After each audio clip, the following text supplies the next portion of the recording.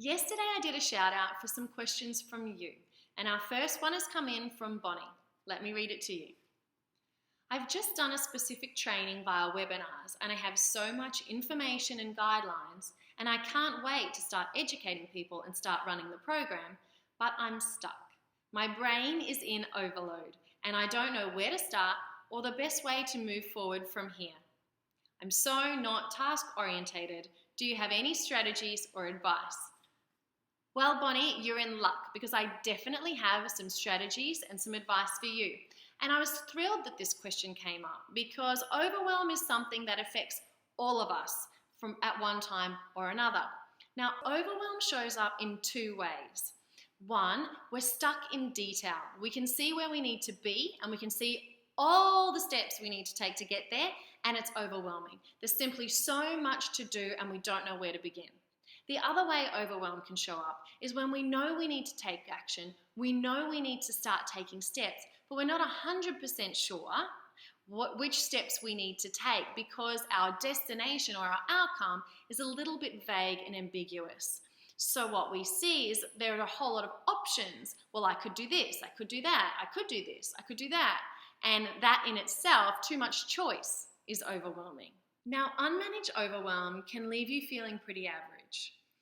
Overwhelm manifests itself as procrastination. And if you procrastinate long enough, emotions like guilt, frustration, disappointment start to creep in and leave you feeling that you're not good enough or that you're not worthy. So the secret with overwhelm is to notice when it shows up and address it immediately. Now, I have 5 very simple steps that you can follow that's going to help you to manage your overwhelm effortlessly.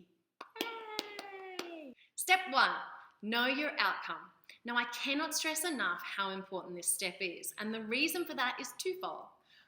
First, when you have a big enough, compelling enough reason why you're going to take action, you're going to be more likely to do it.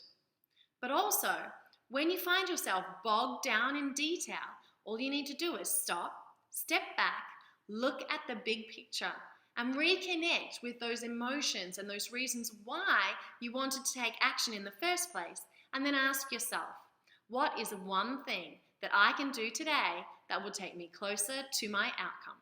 Step 2, brain dump. Now, I love a good brain dump because what it allows you to do is really detach from all the clutter and all the mess that's going on in your head when you're running overwhelm.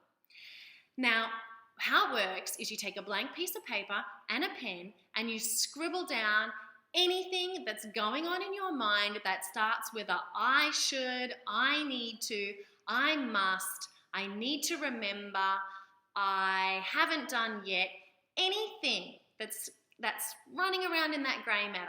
Just put it down on the page. What this allows you to do is take a step back and look at, it's much easier to manage tasks when they're on a piece of paper in front of you versus when they're just flying around in your head all crazy like. Step 3, prioritize. So now you have your beautiful brain dump document. What you're going to do is scan the page and look for any task that can be done right now. Ask yourself, what can I do in the next 5 minutes? And do it. For example, if you'd written down, make a dentist appointment, pick up the phone, call the dentist, make the appointment, and scratch it off the list. Progress.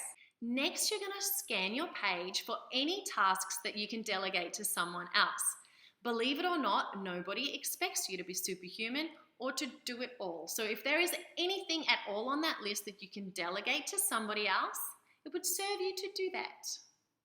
Okay, so now you're going to scan your page for any tasks that you can complete in the next 7 days. Now, these might be tasks that are of high priority, or perhaps they're just things that you're confident you can get finished in the next 7 days. Whatever they are, I want you to write them down on a separate piece of paper. Now, the reason for this is because this separate piece of paper is going to become your focus for the week. See what we're doing here? We're getting some structure. So now you've got your 7-day tasks written on a piece of paper, and I want you to just quickly have a look and see do any of those tasks have subtasks within them. For example, perhaps one of your tasks was to launch your website. Well, is there anything that you need to do to make that happen? For example, call your SEO guy, or finalize your hosting deal, or post to Facebook to let your fans know that you're going to be going live. You're ready for step number 4, scheduling. What gets scheduled gets done. So I want you to take your 7-day tasks and block out time in your diary to make them happen. And the 5th and final step is take action.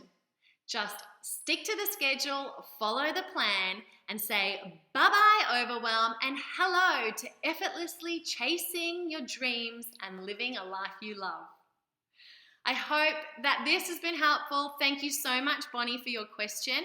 Remember, if you have a question for me, please send me an email or a private message on Facebook, and I look forward to the next video. Have a wonderful day. Bye.